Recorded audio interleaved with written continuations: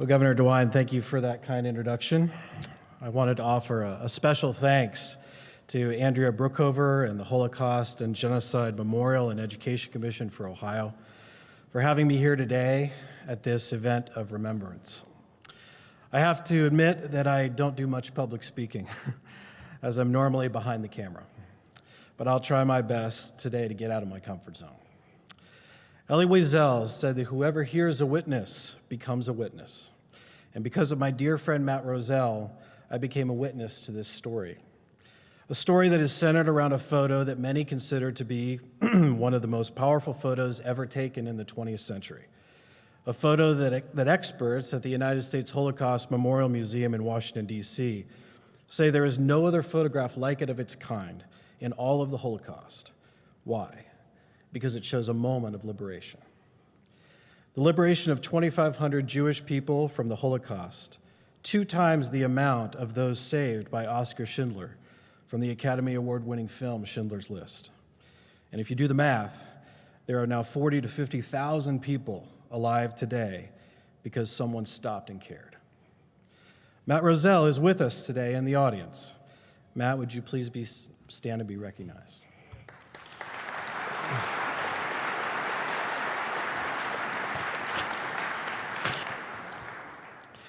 Our young people today desperately need a core set of beliefs and principles modeled and taught to them so that when they encounter their own moments of decision, they can draw from those core beliefs and choose what is right.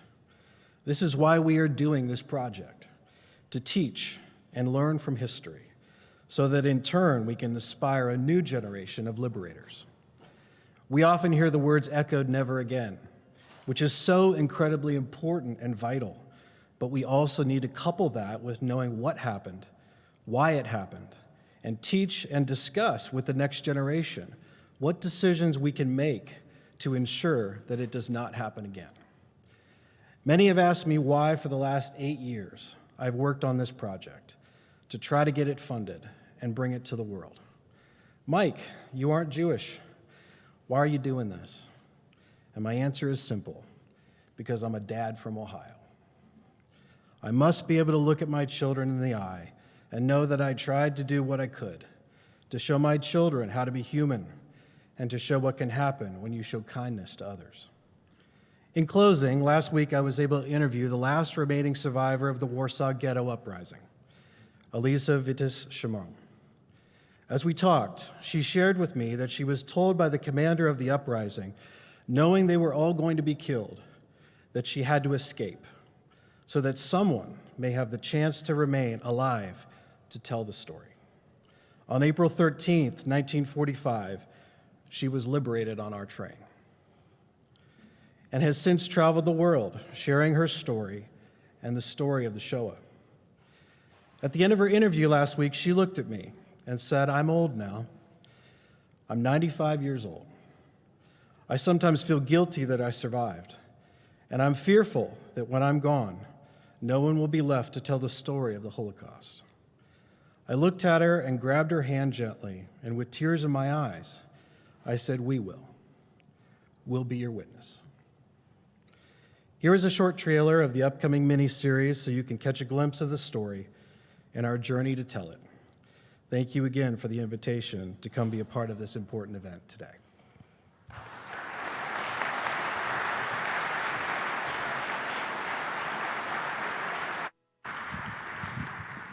Mike, thank you. Thank you very, very much.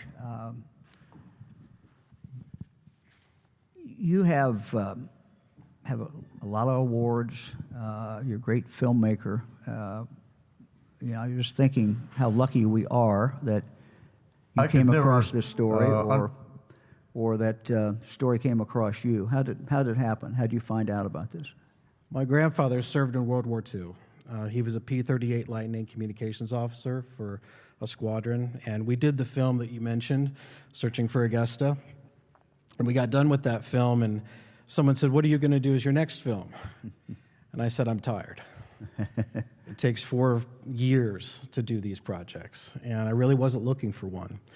And my cousin, David Hilborn, co-authored a book with a man who is a military historian on the 30th Infantry Division of the United States Army. And David did all the interviews for the book, interviewing the veterans. And he interviewed a veteran by the name of Frank Towers.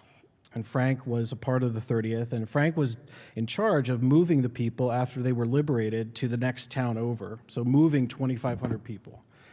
And David said, maybe there's a story there.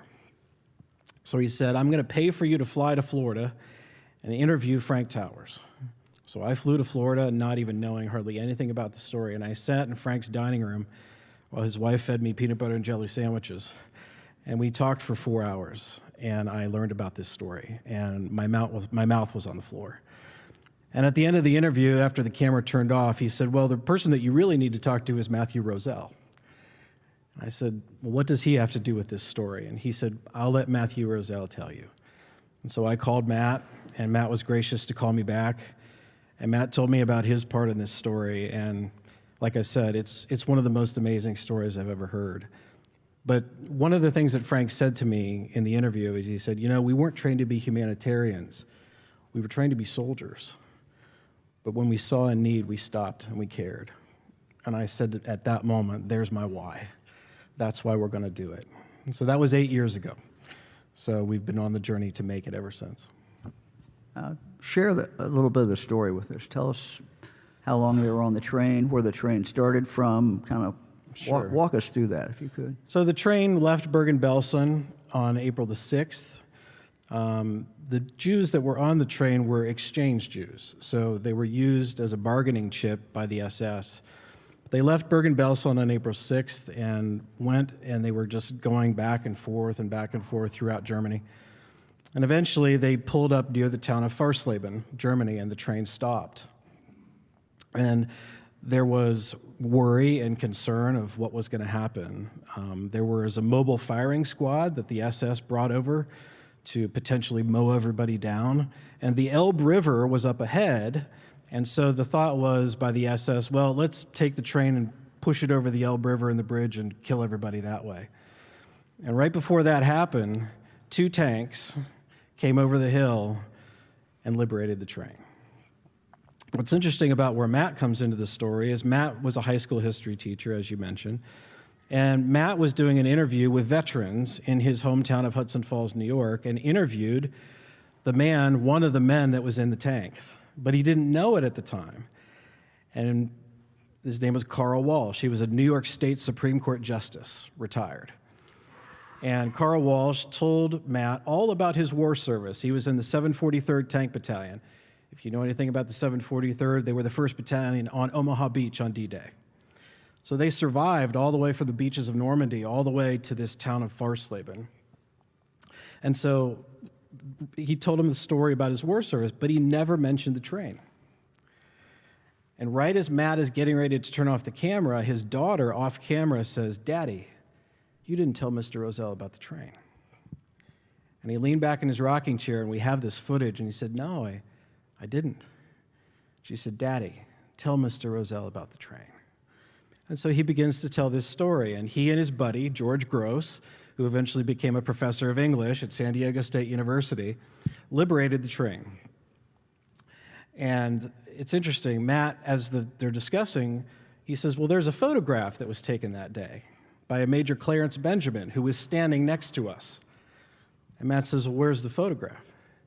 He said, well, it could only be in one of 2 places. It's probably in an after-action report that we mailed back to Washington. Who knows where in the heck that is. But my buddy George Gross, I think, asked for a copy of the negative. Maybe he still has it. So Matt called George. Dr. Gross, this is Matt Roselle.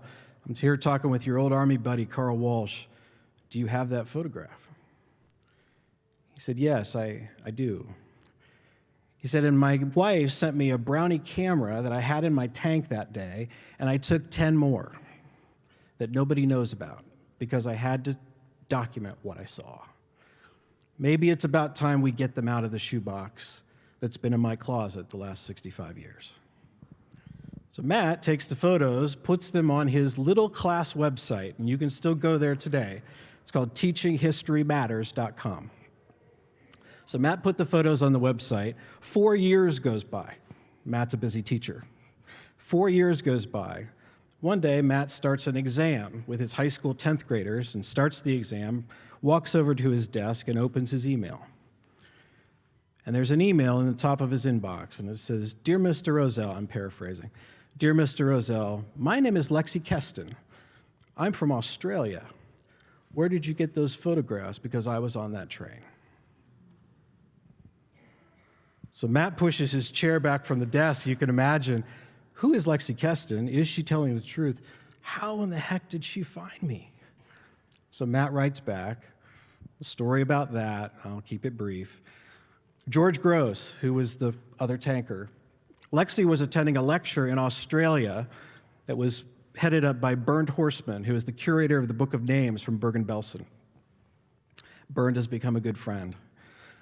And so Lexi was attending this lecture, and Bernd started to talk about this train that left Bergen-Belsen. And Lexi says, "Wait a minute, I was on that train." And he showed the pictures, which they had found because of Matt's website. And Lexi said, "You mean there's pictures of my second birth?" He said, "Yeah." "Well, who took the pictures?" "Well, one of the American liberators." "Where is that American liberator?" "Oh, he's in San Diego, California." She leaves the meeting and starts looking up every last name of Gross in San Diego, California. The very first George Gross that she found was our George Gross. And so the way George tells the story, George was angry with the news one night, and so he was like, "Rah, rah, rah," and the phone rings. And his son answers the phone. He says, "Dad, the phone's for you." Rah, rah, rah, rah. Goes to the phone. "Hello, Mr. Gross." "Yes, who's calling?" "My name is Lexi Keston. Were you involved in the liberation of a death train in 1945 on April 13th? "Yes." "Well, I was on that train, and I just wanted to thank you." So as Matt began to publish the story, more survivors kept coming to light. And Matt organized 4 reunions at his high school. It's one of the largest reunions of liberators and survivors in history. And so Matt wrote a book called A Train Near Magdeburg, and that's a very small part of the story, but it's truly an amazing story because people stopped and cared. Wow, what a story. Unbelievable. Yeah. How many survivors or liberators have you been able to actually see, interview? We started 8 years ago. Like I said, we have probably, before this last Israel trip, we had about 8 survivors. We were able to interview on this recent trip 12 survivors due to the fact that a woman who is a second-generation survivor who lives in Israel has been helping Matt and us find them. So we have probably 20 on film right now. And we also have liberators who obviously were in part of it, and those guys are all gone. So I want to go back because I didn't fully understand it. Maybe others did not either. But in regard to, you said they were exchange. What does that mean? I don't know what that means. So they had foreign passports, right? So they had they had a foreign passport, and they were being used to be exchanged. We have a foreign passport, we're going to exchange you for one of our guys, right? So they were essentially bargaining chips that the SS was using to be able to get people back or people that they wanted, and just literally as property, as exchange. So Bergen-Belsen was an exchange camp, and that's where these people stayed. But unfortunately, Bergen-Belsen, as the war went on, there was no food, typhus outbreak. Alfred Hitchcock's only documentary that he ever did on the war was on Bergen-Belsen. And when you see the footage of the bulldozers, I guess is what you'd call it, pushing bodies into pits, that's Bergen-Belsen. So that's where these people came from. Wow. They'd been on the train how long when they were liberated? About 7 days. Yeah. And you said there were how many there? 2,500. 2,500. Like I said, it's about 2.5 times the size of Schindler's List in a single moment.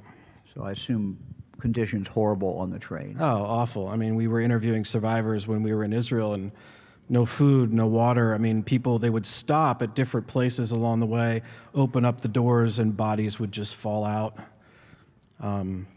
Yeah, it was amazing. Judah Samet, interestingly enough, was a survivor. I don't know if you remember the Tree of Life Synagogue massacre that happened in Pittsburgh a number of years ago. So I was sitting in my office, and my father called me, and he said, go to the usatoday.com. This was the day after that event took place. He said, go to the usatoday.com and read the AP article. And I did. Judah Samet was 4 minutes late to synagogue. And so the AP interviewed him, and he said, well, my life has now been saved twice. I was 4 minutes late to synagogue yesterday and missed the mass shooting, and I was liberated on a death train outside of Farsleben on April 13th, 1945. And so I about fell off my chair. So we actually went out to Pittsburgh and interviewed Judah, and as you'll see in the clip you might be able to watch here in a second, we were able to reunite Judah with one of his liberators in 2019 and filmed that. And I don't usually ugly cry, but I was a basket case in the corner. So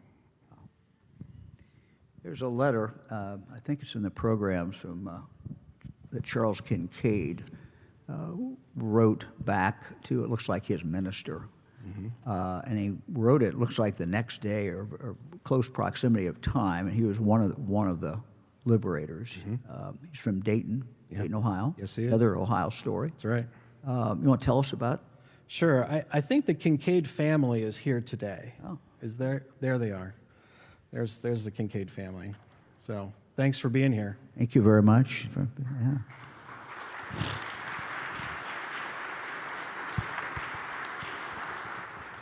Yeah. Mark, who's here, wrote an email, found out about this story, and wrote an email to Matt Roselle. And Charles was born in Dayton, attended the Ohio State University.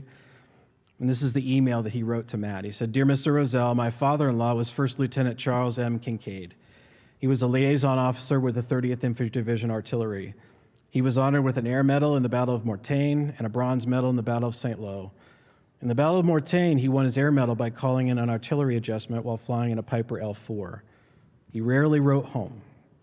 He did write home to his minister about one event that evidently really caused him to stop and think. Attached is a copy of that letter that his sister transcribed, making copies for others to read. The letter describes the Farsleben train and his experiences there. I need to thank you for your website and your work. And your students' work enabled me to connect the letter with the actual historical event. It further makes my grandfather's experience real.